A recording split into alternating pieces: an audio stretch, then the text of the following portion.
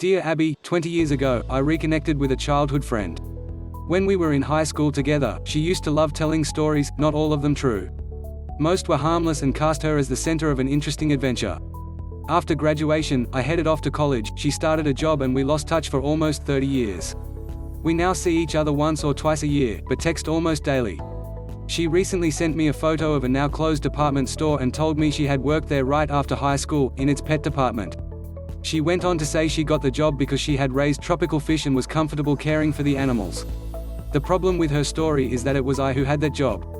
I worked there throughout my freshman year in college. Thinking maybe she had taken the job after I left, I asked a few questions. But it quickly became obvious that she had snatched my work experience as her own. I couldn't think of a kind way to challenge her, so all I texted was interesting. Now I find myself not believing any of her stories. I don't think she has dementia, but I can't understand why anyone would co-opt someone else's history like this.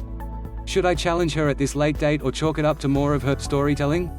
Stolen life in INDIANADEAR stolen. For whatever reason, your old chum seems unable to separate fact from fantasy. She may do this because she has low self-esteem. I see nothing positive to be gained by confronting her, but it may be time to ask yourself how much you want to continue a relationship with a compulsive fabulist. She may do this hoping to impress others, or because she feels her life is so boring that others won't be interested in her if she tells the truth. It's sad, really. Dear Abby, my husband of many years died. We were very close and spent a lot of time together. How do I graciously decline visits from people I care about but am not close to? I know they mean well, and I don't want to cause hurt feelings. I think we may all grieve differently. Even after several months, I'm still not ready to entertain a visitor. I may never be, although I appreciate their thoughts. Continuing to GRIEVEDEAR continuing, when you wrote that everyone grieves differently, you nailed it. It's the truth.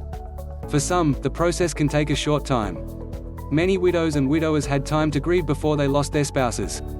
For others, it takes longer. Several months is still a relatively short time, but please do not isolate yourself completely.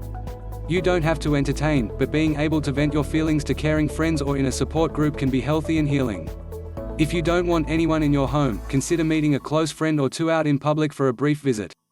Going out, exercising and getting some sunshine each day is healthy and can help to lessen depression. Your husband is irreplaceable, but isolating yourself won't bring him back.